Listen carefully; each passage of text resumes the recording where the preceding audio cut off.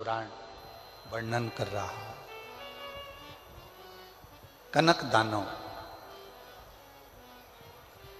पृथ्वी को खोद देता है।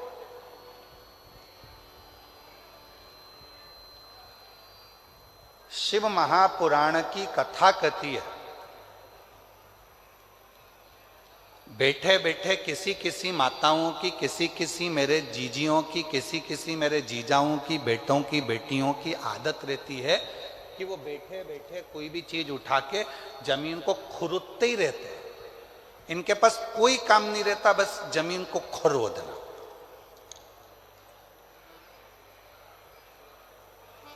फ्री बैठे रहेंगे तो अपने नखून के पास में जो खाल निकलती रहेगी उसी को खरोदते रहेंगे।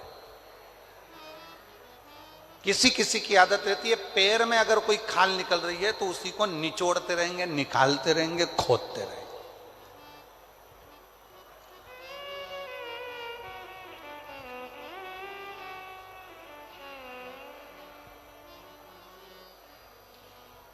और शिव महापुराण की कथा कहती है यह अच्छी बात नहीं है।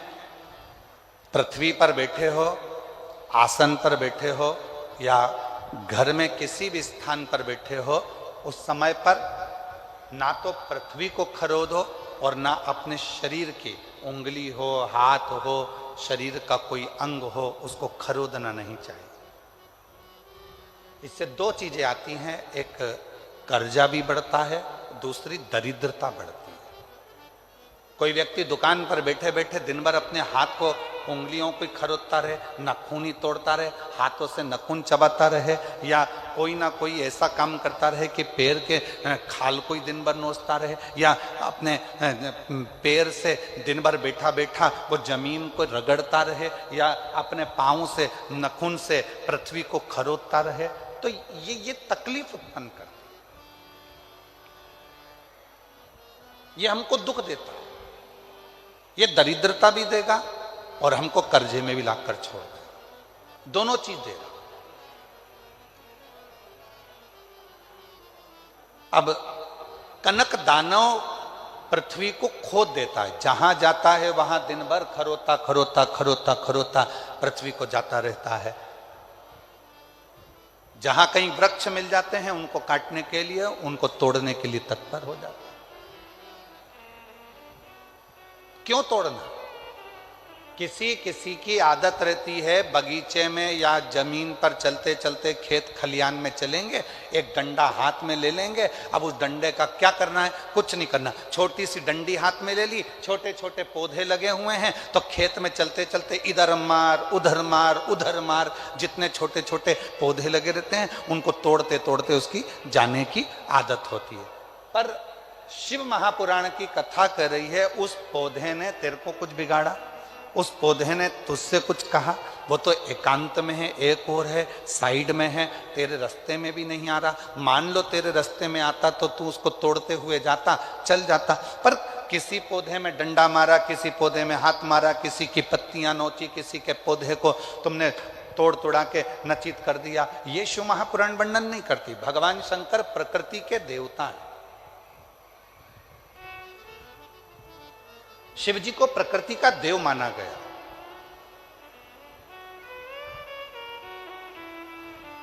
वो तोड़ने में नहीं, वो जोड़ने में सुख देते हैं, आनंद देते हैं।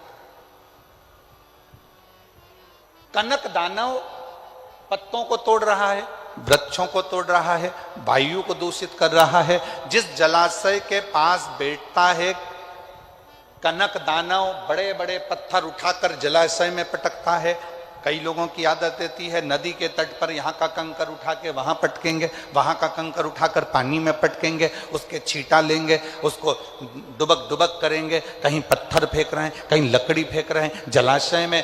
शिव महापुराण की कथा तो यहाँ तक कहती है कि यदि आपके घर में, आपके मंदिर में, आपके देवालय में, आपके शिवालय में यदि शंकर भगवान पर बेलपत्र चढ़ रही है, पुष्प चढ़ रहा है, मंदिरों में बहुत सारा पुष्प एकत्रित हो रहा है, तो उसको ले जाकर विसर्जन करें। विसर्जन का मतलब ये नहीं है कि नदी में, तालाब में, बावड़ी में, कुएं में ले जाकर डालें। विसर्जन का मतलब है किसी एक स्थान पर उसको एकत्रित करें और जब वो पूर्ण तरह से नष्ट हो जाए तो उसकी खाद बनाकर किसी पौधे में ले जाकर डालें, जिससे उस पौधे की उन्नति होना प्रारंभ हो जाए। जरूरी नहीं कि आप जलाशय को दूषित करें, जरूरी नहीं कि किसी नदी, तालाब, बावड़ी या कुंड को आप दूषित करें। विसर्जन का मतलब है कि जब आपने पूजन करी, पूजन करने के बाद आपने चावल का दाना लेकर शिव जी को समर्पित करा और अपनी पूजन का विसर्जन कर दिया, बाबा मेरी गलती को क्षमा करिए,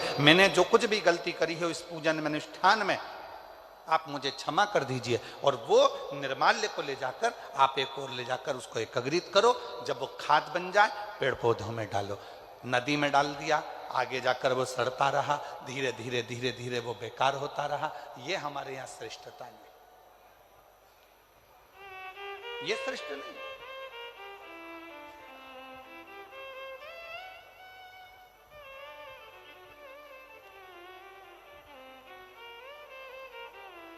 कई लोगों को तो आज तक दीपदान करना भी नहीं आता। हमारा निवेदन है विष्णु पुराण को एक बार पढ़िएगा, पद्म पुराण को एक बार पढ़िएगा, और हिंदी में गीता प्रेस गोरखपुर की विष्णु पुराण लेकर आओ, पद्म पुराण लेकर आओ, कूर्म पुराण लेकर आओ, नारद पुराण लेकर आओ। जितनी पुराणे हैं उसका धीरे धीरे अध्ययन करो तो आपको दीपदान करने का फल मालूम पड़ेगा। कई लोगों के मन में आता है कि दिया जलाया और उस दिए को जलाकर पानी में छोड़ दिया तो दीपदान हो गया। शिव महापुराण की कथा कहती है कि दीप को लगाकर जल में छोड़ने की जगह घाट पर रखो। क्यों? घाट पर रखोगे और एक दीप, 1000 दीप दान कर रहे हो, उसमें से एक दीप नदी में छोड़ दो, तालाब में छोड़ दो, बावड़ी में छोड़ दो, बाकी के दीप घाट पर लगाइए। क्यों? क्योंकि घाट पर लगाए गए दीप पितरों को भी रोशनी देते हैं, पूर्वजों को भी रोशनी देते हैं, घर का वास्तु ठीक कर देते हैं, हमारे घर में कालसर्प दोष हो उसको समाप्त कर देते हैं। और घाट पर लगा हुआ दीप पितरों के पिंड दान के बराबर माना जाता है और पितरों का पिंड भी वो दीप के बल पर हो जाता है। इसलिए दीप घाट पर होना। पर कई लोगों की आदत होती है, नदी में गए हैं, अगरबत्ती, मोमबत्ती, वो कौन सा मिठाई के डब्बे ले लिए, मिठाई के डब्बे, फुलझड़ी के डब्बे इकट्ठे कर लिए। कार्तिक का महीना था, दीपदान करने गए थे, 1000 दीप बना बनाकर सारा नदी में छोड़ दिया। आगे जाकर वो कचरा इकट्ठा हो गया और पूरी नदी दूषित हो गई। उस माँ को दूषित नहीं करना है, उस माँ को शुद्ध करना, उस माता को शुद्ध करना। कनक दानव प्रकृति को नष्ट कर रहा है, और कनक दानव जब प्रकृति को नष्ट कर रहा था तब इंद्र को सूचना मिली और इंद्र ने आकर कनक दानवों से युद्ध किया। और कनक दानव से जैसे युद्ध करा तो इंद्र विजय प्राप्त नहीं कर पाए। क्यों? क्योंकि कनक दानव प्रकृति को नष्ट करने में लगा हुआ था। जितना वो प्रकृति को नष्ट करने में लगा हुआ था उतना ही वो कनक दानव पर धन,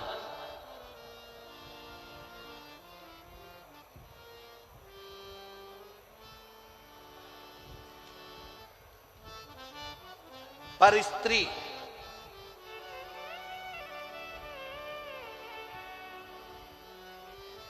को अपना बनाकर अपने पास में रख लेता। पर धन को भी अपने पास रख रहा है, पर स्त्री को भी अपने पास रख रहा।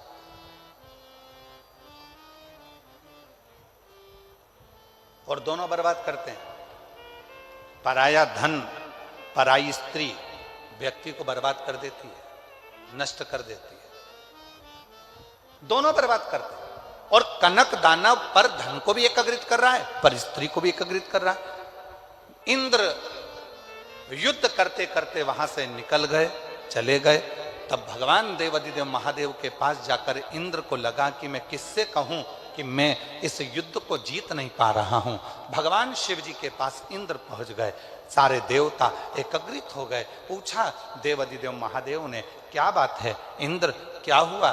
तुम तो युद्ध लड़ रहे थे कनक दानवों से और तुम यहां आकर खड़े हो गए, हुआ क्या? बहुत अंतर है महाराज। पहले के समय में आशीर्वाद देते थे, लोग खुश होते थे, तो आशीर्वाद में कहते थे फूलो फलो। क्या बोलते थे? जम के तो बोलो जरा, फूलो फलो। और आज के जमाने में लोग आशीर्वाद देते हैं या प्रसन्न होते हैं तो कहते हैं हमको फॉलो करो। पहले महाराज जी कहते फूलो फलो, आज के जमाने में कहते हमको फॉलो करो।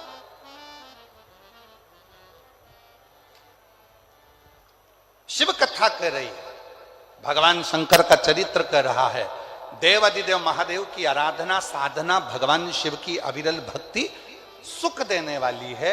और वो सुख कैसे देती है, वो शिव महापुराण की कथा का आज प्रथम दिवस नवग्रह मंदिर की प्राण प्रतिष्ठा में जो सर्व ग्रहों के सेनापति हैं मंगल देव, उनकी कथा से इस कथा को प्रारंभ कर रहे हैं। आज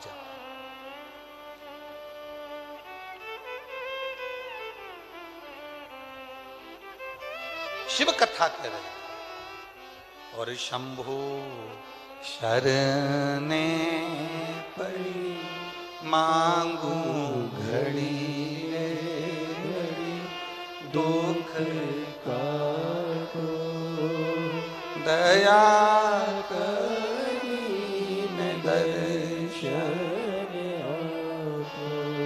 मेरी जितनी जीजियां बैठी हैं, जीजा बैठे हैं, बेटियां बैठी हैं, बेटा बैठे हैं, आपसे निवेदन है आपको जो जो लाइन भजन की याद है वो हमारे साथ में गुनगुनाया करो, जिससे लगना चाहिए कि आप अपने पिता से देवाधिदेव महादेव से बात करने के लिए आए हो, केवल बैठने के लिए नहीं। यहाँ से सुना, यहाँ से निकाल दिया, बच्चा कुचा कपड़े का झटकार दिया, उसके लिए नहीं। यहाँ से जाने के बाद 3 महीने के अंदर जो तुम बैठकर मांगो वो तुम्हारी गोदी में आए तो समझना कि तुमने शिव पुराण की कथा को श्रवण। शंभु शरणे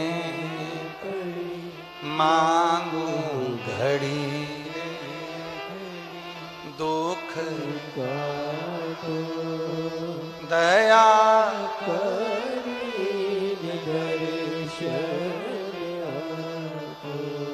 भगवान देवाधिदेव महादेव से प्रार्थना करी। इंद्र तुम यहाँ? इंद्र ने कहा प्रभु वो कनक दानव मर नहीं रहा, बहुत उपद्रव मचा कर रखा है, पूरी प्रकृति को नष्ट कर रहा है। भगवान शंकर ने इंद्रदेव से कहा अगर इस कनक दानव को तुम्हें मारना है तो एक काम करो, तुम जितना वो पाप कर रहा है तुम उस पुण्य को बढ़ाना प्रारंभ करो। पुण्य कैसे बढ़ेगा?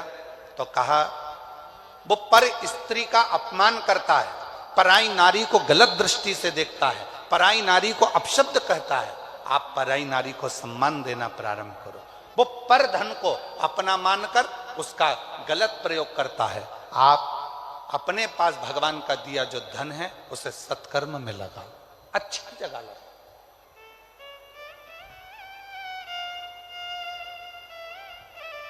श्रेष्ठ जगह लगाओ।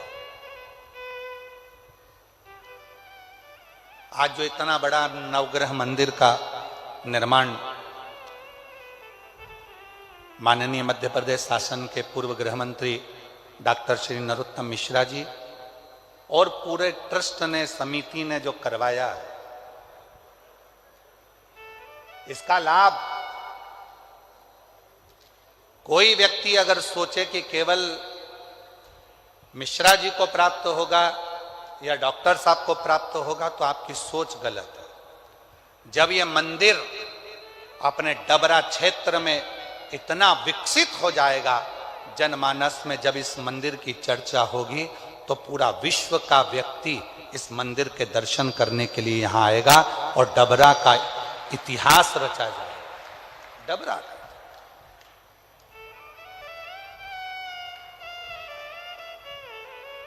कितनों को, ए डबरावासियों, एक फैक्ट्री अगर छोटी सी बनती है तो उसमें 50, 100, 500, 200 लोगों को, 400 लोगों को, 1000 लोगों को नौकरी मिलती है।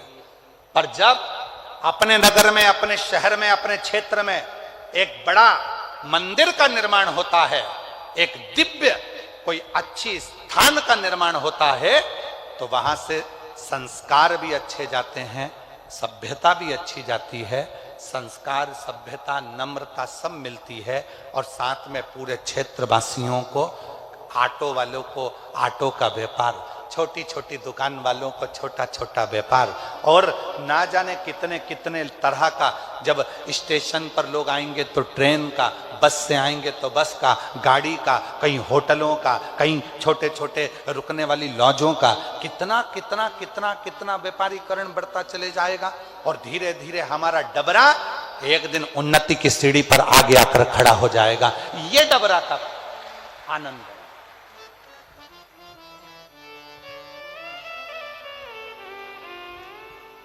कहना सरल है। हमने माननीय डॉक्टर नरोत्तम मिश्रा जी, पूर्व गृह मंत्री जी से बैठकर एकांत में बात करी और हमने कहा, आपने इतना बड़ा मंदिर बनवाया, नवग्रह देवता का पूरा परिवार यहां पर विराजमान करा।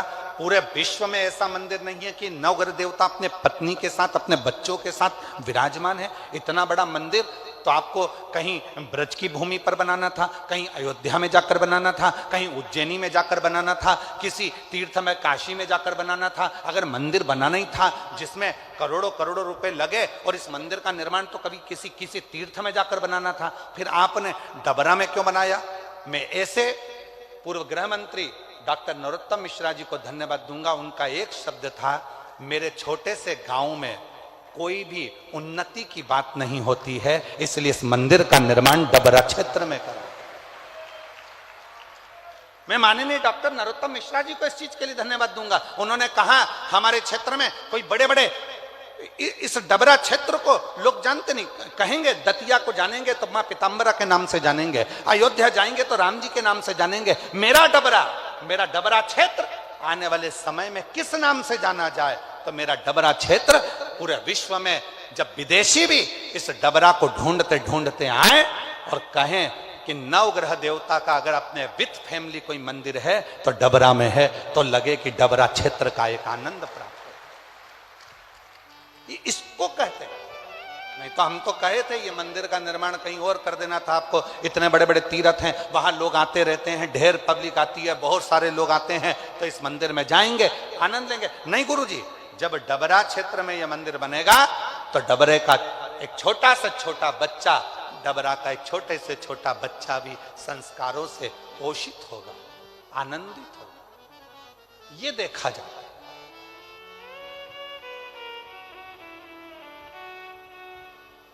ये आनंद है। इंद्र को लगा कि ये कनक दानव मरेगा कैसे, कनक दानव का अंत कैसे होगा? तो भगवान शंकर ने कहा, पुण्य बढ़ा लो, अपने पुण्य कैसे बढ़ाना है? तो कहा, धन जो है उसको सत्कर्म में लगाओ, पर स्त्री का पर दृष्टि ना दे, भजन का बल बढ़ाएं, भक्ति का बल बढ़ाएं, स्मरण करें, भगवत नाम का कीर्तन करें। शिव महापुराण की कथा कहती है, जब कोई मनुष्य, जैसे भगवान शंकर ने इंद्र से कहा कि एक पार्थिव लिंग का निर्माण कर कर इंद्र, जब तुम जल धीरे धीरे उस लिंग पर समर्पित करोगे, शिवलिंग पर चढ़ाओगे, तो तुम्हारी शक्ति प्रबल होती चली जाएगी। शिव महापुराण की कथा में, विद्येश्वर संहिता में लिखा है, जब एक लोटा जल लेकर कोई भगवान शंकर के मंदिर में जाकर शिव जी को जल समर्पित करना प्रारंभ करता है, तो उसके अंदर एक अलग से तेज उत्पन्न होने लगता है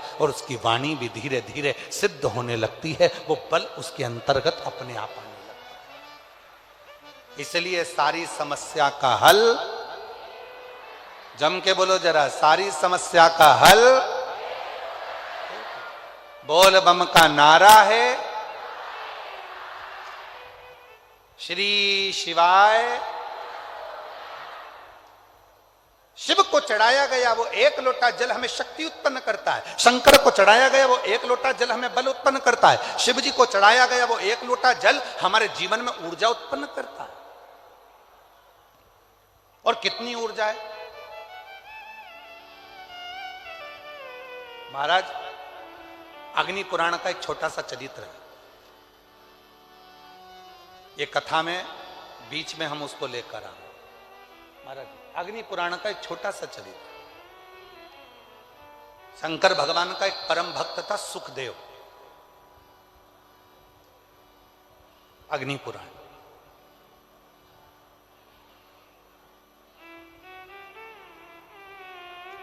गीता प्रेस गोरखपुर की अग्नि पुराण 292 नंबर पृष्ठ का ये संवाद है महाराज। सुखदेव शिव का परम भक्त, भगवान शंकर का परम उपासक।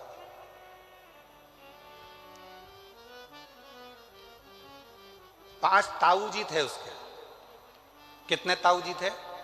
5। 3 चाचा जी थे।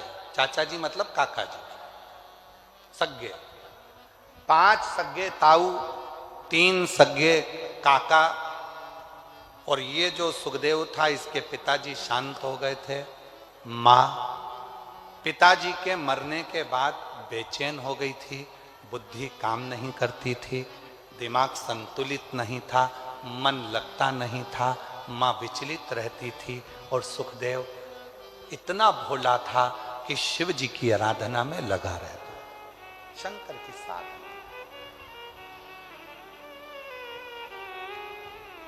शिव की साधना सुखदेव कर रहा है, भगवान शंकर की साधना में सुखदेव लगा हुआ है। जरा कथा पर ध्यान देना, बहुत जीवन की सार्थकता सिद्ध करने वाली कथा है।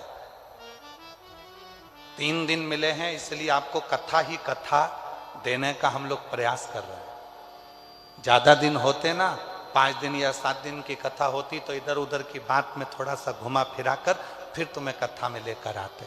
पर 3 दिन में तुमको इतना बाबा झोली में भर दे, बस इतनी प्रार्थना भोलेनाथ जी से है, इतना दे दे 3 दिन में, इतना दे दे कि 3 महीने के अंदर तुम फिर कथा के पंडाल में आकर बैठ जाओ, इतनी कृपा। इसलिए कथा को ज्यादा प्रयास कर कर उस कथा को आपके बीच में लेके आए। सुखदेव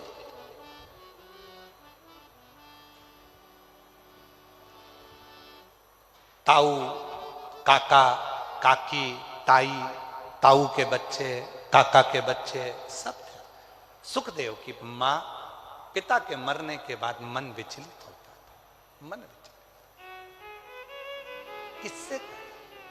सुखदेव उसका नियम था शिवजी के मंदिर में जाकर 1 लोटा जल चढ़ाना, मंदिर की झाड़ू लगाना, पोछा लगाना। आप में से कई मेरी बहनें हैं, कई मेरी जीजियां हैं, कई मेरे जीजा हैं, कई मेरी बेटियां बेटा हैं, कई माताएं पिता यहां बैठे हैं जो शंकर जी के मंदिर में जाकर झाड़ू लगाते हैं तो दूसरा व्यक्ति आकर हंसता है। क्यों? पंडित जी है तो सही, झाड़ू लगा लेंगे, सेवादार लगा तो है, झाड़ू लगा लेगा, पोछा लगा लेगा। तुम क्यों मंदिर में सफाई करते हो? तुम क्यों मंदिर में झाड़ू लगाते हो? तुम क्यों मंदिर में जाकर पोछा झाड़ू करते हो? किसी से कुछ मत कहो। ताना देने वाले को ताना देने दो, गाली देने वाले को गाली देने दो, अपशब्द कहने वाले को अपशब्द कहने दो। आग लगे बस्ती में, अपन रहो मस्ती में। क्या किसको रोइए, चादर तान के सोइए। किसको किसको रोगे?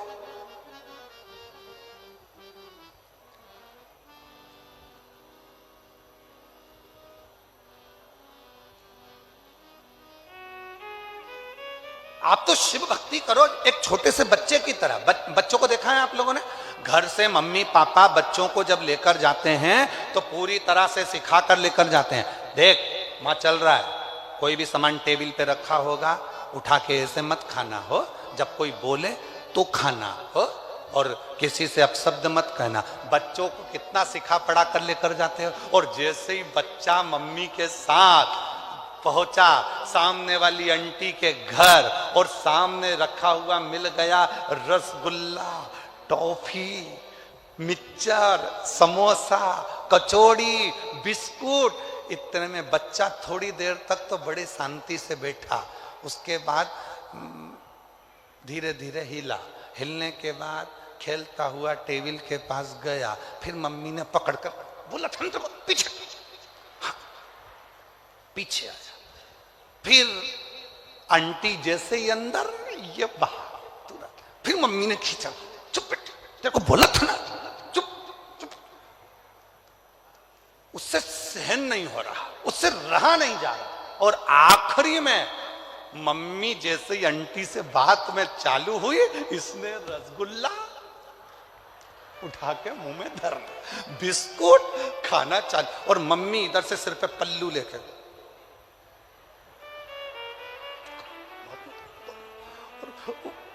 अब तो मम्मी को भी नहीं देख रहा। इतने में आंटी बोली, बेटा सब तुम्हारा, अच्छे से खाओ, बैठ जाओ। इतने में मम्मी बोली, नहीं ये तो सब खा के आया है। इतने में बच्चा बोला, कब खाया? कब?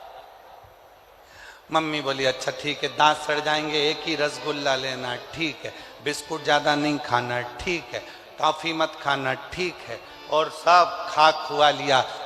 बस आंटी कुछ भी बोले, मम्मी कुछ भी बोले, जैसे एक छोटा सा बच्चा होता है, ऐसे ही शंकर भगवान का भोला सा भक्त होता है। दुनिया कुछ भी कहे, ताने दे, गाली दे, अपशब्द कहे, बोलती रहे, सारी समस्या का हल एक लोटा जल। अपने को क्या करना? पड़ोसी कहे, बताओ, अपने आप को सती सावित्री समझती है, मंदिर रोज रोज लोटा लेके मंदिर चली जाती है, जो जितना ताना दे उसके सामने उतनी खजूर वाली चोटी बना के जा ले। क्या कर ले? जाऊं और जाऊं, जा पहुंच जाओ शिवालय।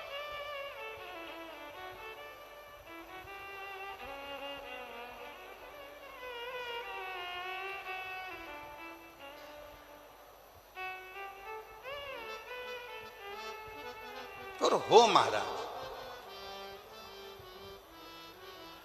समझाना बड़ा मुश्किल है,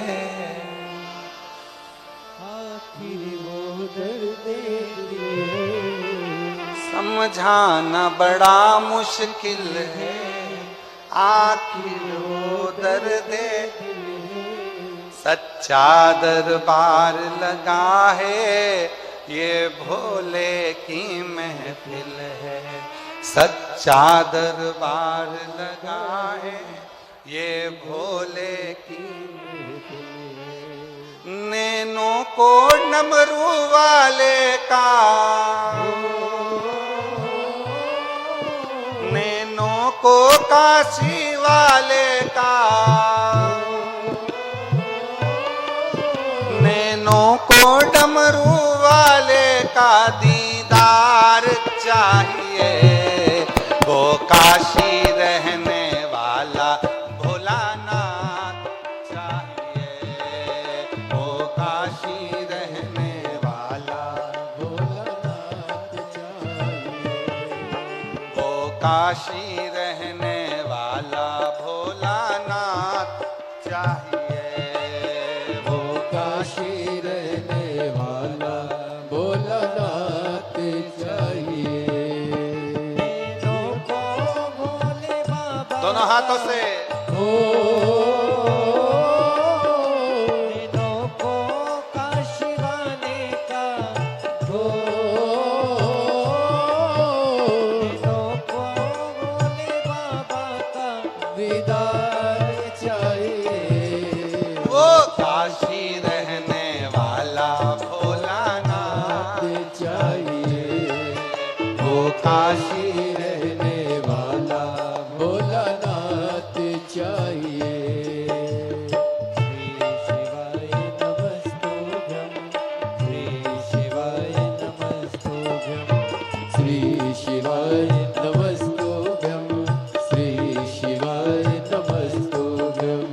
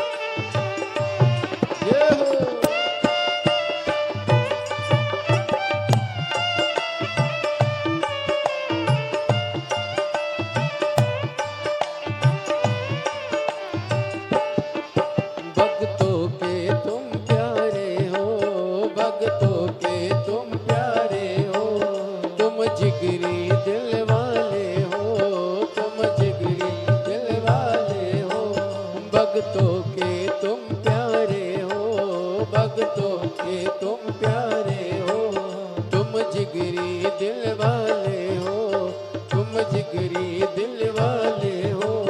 कितनों पे डोरे डाले तेरे नैन बड़े मत वाले, कितनों पे डोरे डाले तेरे नैन बड़े मत वाले, कितनों पे डोरे डाले तेरे नैन बड़े मत वाले, कितनों पे डोरे डाले तेरे नैन बड़े मत वाले। नैनों को भोले बाबा का हो, नैनों को डमरू वाले का हो, नैनों को काशी वाले का दीदार चाहिए, वो काशी रहने वाला भोलानाथ चाहिए, वो काशी रहने वाला भोलानाथ चाहिए। अपनी किस्मत का ताला हो, अपनी किस्मत का ताला तुम खोलते चलो, श्री शिवाय नमस्तुभ्यं तुम बोलते चलो, ओ श्री शिवाय नमस्तुभ्यं तुम बोलते चलो, श्री शिवाय नमस्तुभ्यं, श्री शिवाय नमस्तुभ्यं, श्री शिवाय नमस्तुभ्यं, श्री शिवाय नमस्तुभ्यं।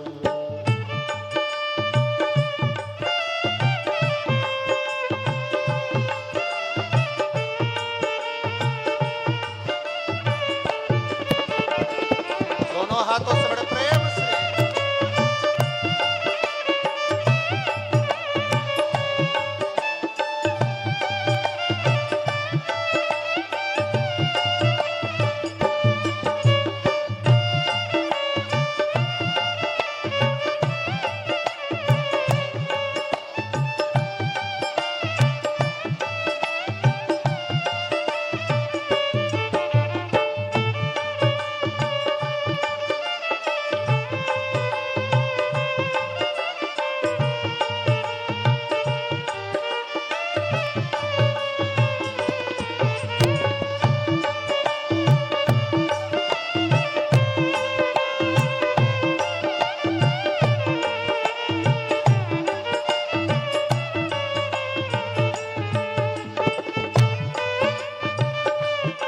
बोले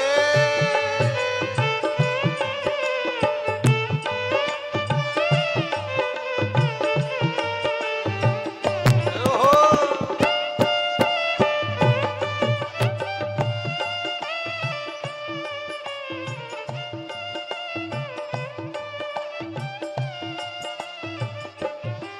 समझाना बड़ा मुश्किल है, समझाना बड़ा मुश्किल है, आखिर वो दर्द दिल है, आखिर वो दर्द दिल है।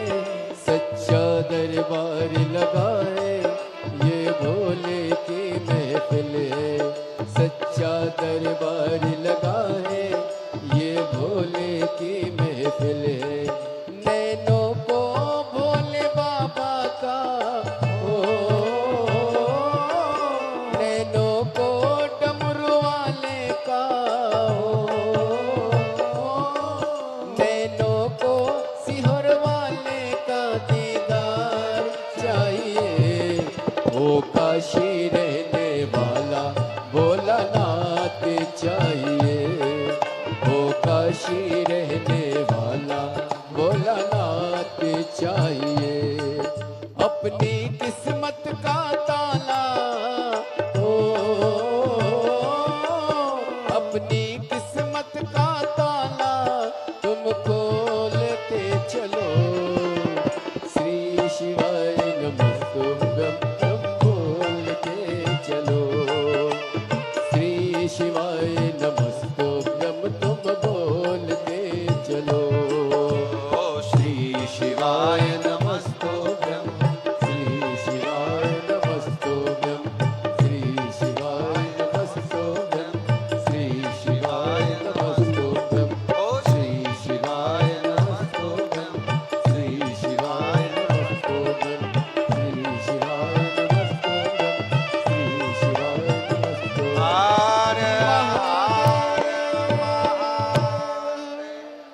अपने स्थान पर बैठकर बाबा देवाधिदेव महादेव को अपने मन का भाव कहिए, दिल से प्रार्थना करिए, विनय करिए, निवेदन करिए, विनती करिए। बाबा को अपने मन का भाव कहिए, हृदय से प्रार्थना करो, विनय करो, निवेदन करो। जहाँ जगह मिले वहाँ बैठकर बाबा को अपने मन का भाव कहिए, दिल से प्रार्थना करो, विनय करो, निवेदन करो, विनती करो। शंभु भाव से प्रार्थना करिए, विनय निवेदन करिए। जहाँ भी जगह मिले वहाँ बैठकर बोलिए। जिस स्तुति को करने के लिए दूर दूर से शिव भक्त यहाँ आते हैं,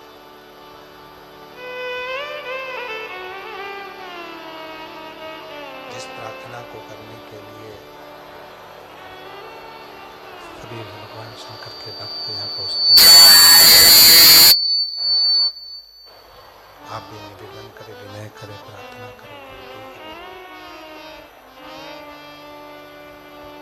बाबा को अपने मन का भाव कहिए, दिल से प्रार्थना करिए। बढ़ाओ, प्रेशर नहीं है। साउंड में प्रेशर खोलो, अंदर का प्रेशर नहीं है।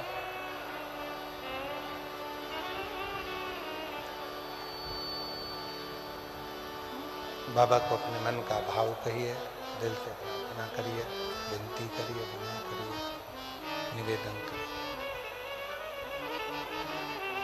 ये कथा डबरा में 3 दिवसीय है। 13 तारीख को यहाँ विराम हो जाएगी। फिर 14 से 20 फरवरी तक रुद्राक्ष महोत्सव सीहोर में प्रारंभ हो जाएगा, जो कथा 1 बजे से 4 बजे तक टीवी पर और सोशल मीडिया पर आप और हम श्रवण करेंगे, सुनेंगे। जो 3 दिन आपको और हमको मिले हैं, उसको दिल से बाबा को प्रार्थना करें, विनय करें, निवेदन करें, विनती करें। साथ में जिसको आता है वो साथ में बोलेंगे, बाबा सबके मन का भाव कहेंगे, प्रार्थना करेंगे, विनय करेंगे, निवेदन करेंगे। साथ में विनय करिएगा, साथ में बोलिएगा, विनती करिएगा। आपकी आवाज़ व्यासपीठ तक पहुँचे, व्यासपीठ की और आपकी आवाज़ भगवान देवाधिदेव महादेव तक पहुँचे, ऐसे दिल से प्रार्थना करिए, विनय करिए, निवेदन करिएगा। साथ में बोलिएगा, साथ में प्रार्थना करिएगा।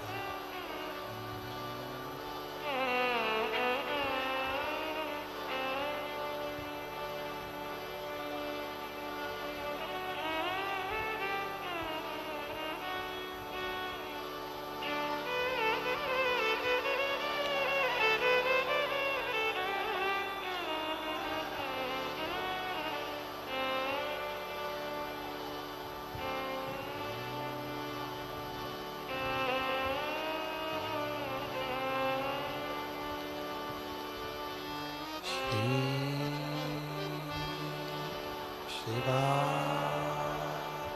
नमस्तोभ्यं श्री शिवा नमस्तोभ्यं श्री शिवा नमस्तोभ्यं श्री शिवा नमस्तोभ्यं श्री शिवा नमस्तोभ्यं भोला सब दुख काटो मारा, ओ भोला सब दुख काटो मारा। शिव शंकर जपो तेरी माला, भोले बाबा जपो तेरी माला। सब दुख काटो ओ भोला सब दुख काटो। देश है मंगल मंगलकारी, देश है मंगल मंगलकारी, शमशान वासी हमारा, शमशान वासी हमारा ओ भोला सब दुख काटो ओ भोला सब दुख काटो।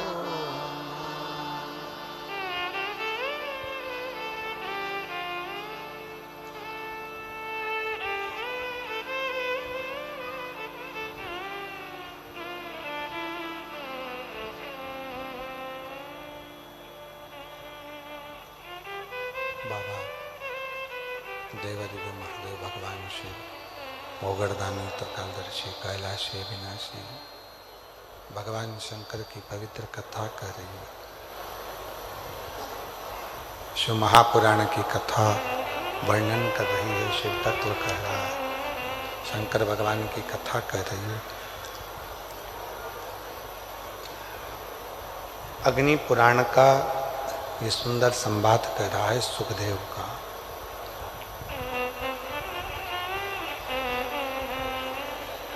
ताऊ थे 5, काकी थी, ताई थी, काका थे 3, काकी थी, उनके बच्चे थे। सुखदेव के जो पिता थे वो पिता सुखदेव के समाप्त हो गए थे, शांत हो गए। मां पिता के गम में बावरी सी हो गई थी।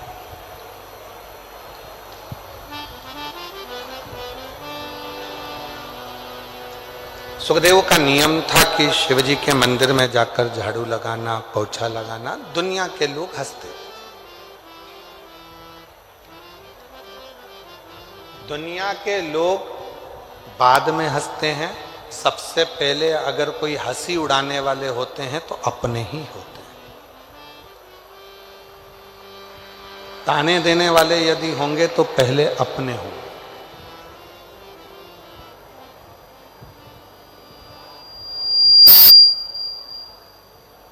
आप पर आक्षेप लगाने वाले होंगे तो अपने होंगे। जिनको आप हाथ पकड़कर चलना सिखाते हो, आगे बढ़ना सिखाते हो, एक दिन वही तुम्हारे मार्ग में पत्थर डालकर तुमको धोखा देना जानते हो। ये दुनिया की रीति है।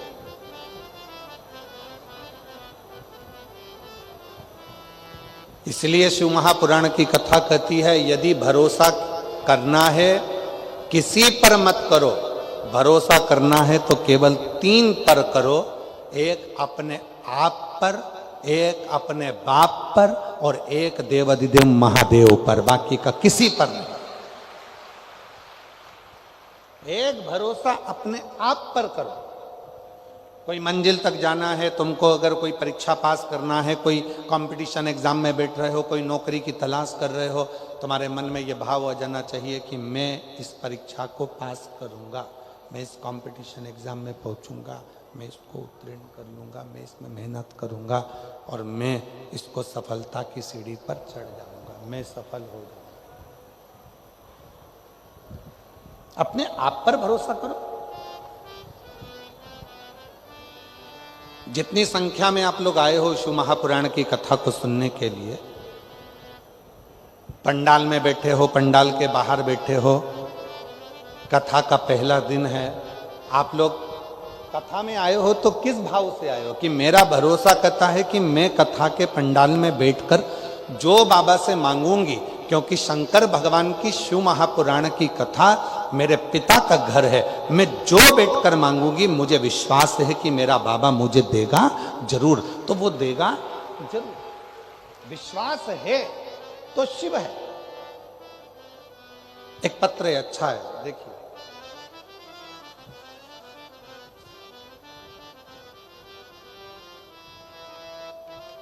ऊषा सिंधे बहोड़ापुर ग्वालियर से आई हैं। कहीं बैठी हो तो हाथ हिला सकती हैं। अगर कहीं बैठी हो, आप ही हैं? हाँ जी, आ जाइए, एक बेलपत्र लेकर जाइएगा, आ जाइए। उषा सिंधे बहोड़ापुर ग्वालियर से आई हैं। मेरी छोटी नातिन को कैंसर हो गया था और बहुत पीड़ित थी। तब भगवान शंकर पर भरोसा कर कर आप कहते हो कि डॉक्टर को शिव मानो। मैंने डॉक्टर को शंकर के रूप में जाना, इलाज करवाया। इलाज के साथ में डॉक्टर ने जब जवाब दे दिया, तब मैंने शिव जी का बेलपत्र और जल देना प्रारंभ करा। और आज बाबा की कृपा से मेरी नातिन का पूरा कैंसर समाप्त हो गया। मैं बाबा को यहाँ प्रणाम करने के लिए आई। गुरुदेव, मेरी बड़ी बेटी को 15 साल से कोई संतान नहीं थी, 15 साल से कोई संतान नहीं थी। और आपके बताए गए शिवलिंग का उपाय और बाबा की कृपा से सफेद आंकड़े की जड़ का 2 बार प्रयोग किया और बाबा से पशुपतिनाथ व्रत भी 2 बार किया। और बाबा की कृपा से आज मेरी बेटी के घर में 15 साल के बाद में बाबा की कृपा से 2 पुत्र प्राप्त हुए हैं। मैं बाबा को यहाँ प्रणाम करने के लिए आई हूँ। कहीं बैठी हैं, आ जाइए। एक पत्र और बड़ा सुंदर है।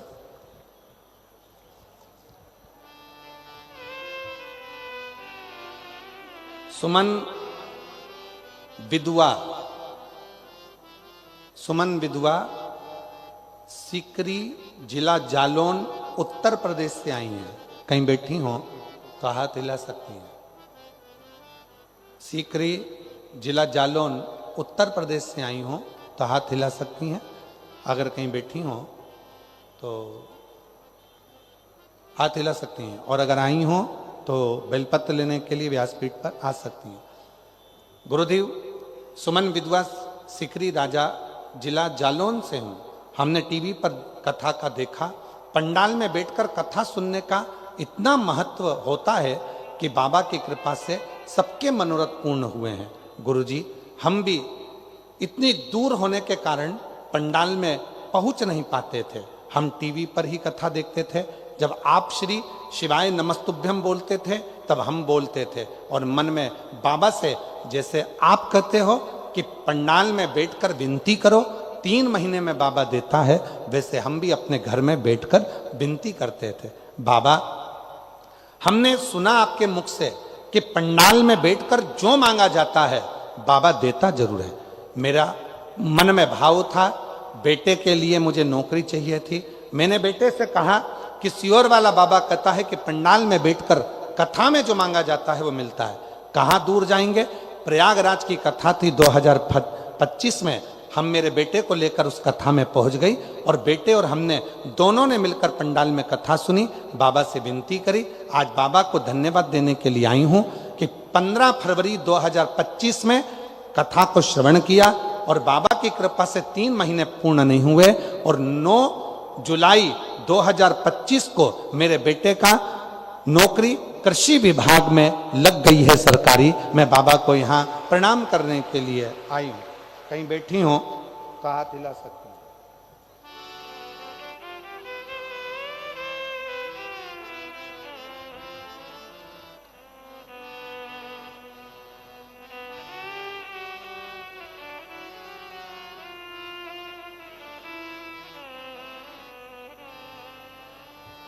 अर्चना राठौर ग्वालियर से हैं। अर्चना राठौर ग्वालियर से कहीं बैठी हो तो हाथ हिला सकती हैं। अर्चना राठौर ग्वालियर से आप ही हैं। बच्चे आया हो साथ में तो लेकर आ सकती हैं। शादी को 15 वर्ष हो चुके थे, संतान का सुख नहीं था। बाबा, हमने सारे इलाज करवाए, IVF करवाया और 6 लाख रुपए हम खर्च भी कर चुके, फिर भी जब संतान का सुख नहीं हुआ तो परिवार के लोगों के कहने पर एक बेटी को गोद ले लिया। गोदी बेटी ले ली, 2 साल हो गए उसको भी। फिर मन में भाव आया, किसी बहन ने कहा कि वो सीहोर वाला बाबा कथा कहता है, अगर बैठकर मांगा जाए तो बाबा देता जरूर है।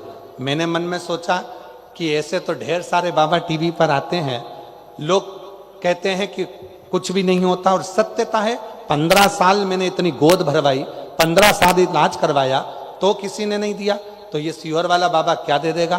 फिर भी मैंने केवल परीक्षा लेने के लिए टीवी के सामने बैठकर व्रत किया पशुपति का और कथा को श्रवण करा। आप कहते हो मिट्टी को पेट से लगाना, मैंने वही आसन की मिट्टी को अपने पेट से लगाया। समय बीता और बाबा की कृपा से जो कभी नहीं हुआ वो 15 साल के बाद मेरा गर्भ ठहर गया और 15 साल के बाद मेरे घर में संतान ने जन्म लिया। मैं बाबा को यहाँ प्रणाम करने के लिए आई हूँ। कहीं बैठी हो, बच्चा आया हो साथ में तो लेकर आ सकते हैं। शिव शिव है, शंकर ओघड़ी है,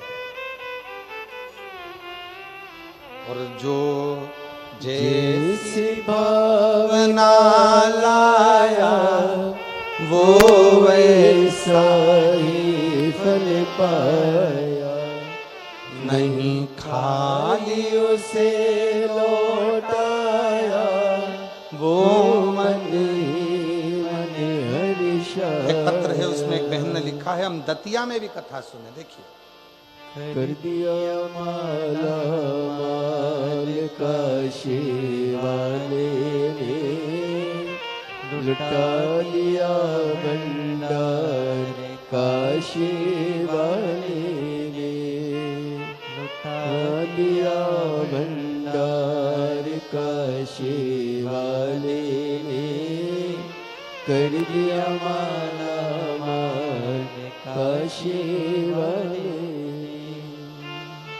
कर दिया माला माल काशी वाले ने, कर दिया माला माल काशी वाले ने, लुटा दिया भंडार काशी वाले ने, कर दिया माला माल काशी वाले ने, लुटा दिया भंडार काशी वाले ने। श्रीमती आरती श्री राम निवास में ग्राम पढ़ के बताओ जरा कौन सा गांव लिखा है। ग्राम कोसा, पोस्ट छीमक, तहसील डबरा, जिला ग्वालियर की रहने वाली हूँ। डबरा तहसील की हैं। आप कहीं बैठी हैं, हाथ हिलाइए। आप ही हैं, आ जाइए, बेलपत्र लेकर जाइए, आइए। मैं डबरा तहसील की हूँ और गांव का नाम है कौसा, पोस्ट तुम समझ गए ना, बस बहुत है। एक लोटे जल का मैं क्या वर्णन करूं गुरुदेव, पशुपति व्रत का मैं क्या वर्णन करूं। 2013 से शिक्षक भर्ती परीक्षा दे रही हूं पर होता ही नहीं गुरुजी। मैंने 1 बार 2 बार 3 बार परीक्षा दी, कई बार परीक्षा दी पर मेरा सिलेक्शन नहीं हुआ। परेशान हो गई। तब ससुराल के ओर से भी कहा गया कि अब तू परीक्षा देना बंद कर दे, तेरा हो ही नहीं रहा। गुरुदेव, तभी सूचना मिली 10 अगस्त 2023 को दतिया में आपकी कथा हो रही थी। किसी ने कहा कि वो बाबा कथा कहता है सीहोर वाला, तो पंडाल में बैठकर यदि सुनते हैं जो मांगते हैं वो मिलता है। मैंने सोचा ऐसा होता है क्या। मैं दतिया पहुंच गई और पंडाल में बैठ गई।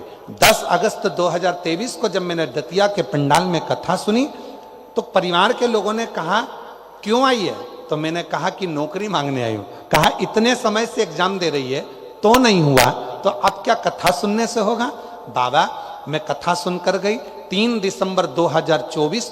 सितंबर 2024 को मैं सीहोर कुबरेश्वर धाम पहुंच गई। कंकर शंकर की पूजन करी, बाबा से विनय करा, निवेदन करा और बाबा ने ऐसी कृपा कर दी गुरुदेव। मैं नहीं जानती कि शिव महापुराण के पंडाल में ऐसा क्या है और छाती ठोक कर कहती हूँ कि जो मांगते हैं वो मिलता है। आज बाबा की कृपा से मैं सरकारी शिक्षक बन गई। मैं बाबा को धन्यवाद देने के लिए आई हूँ। जो मुझे शिक्षक का पद प्राप्त हुआ, मैं बाबा को नमन करती हूँ मेरी सरकारी नौकरी लगने के लिए। साधु था।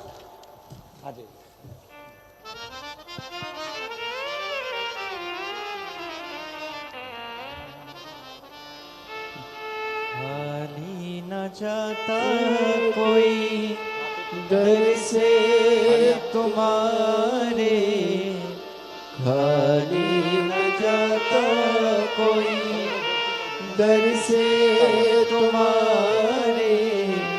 नातिन को कैंसर हो गया था और बेटी की यहाँ 15 साल से औलाद नहीं थी। एक बार जोरदार ताली बजाएं। साधु। मैं भी खड़ी हूँ नदी बाएं पसार। बेटे की कृषि विभाग में नौकरी लगी है। एक बार जोरदार ताली बजाएं। साधु। हृदय से लगा लो गिरा जा रहा हूँ, उठा लो बोले अपने दर से अभी तो न टालो, गिरी जा रही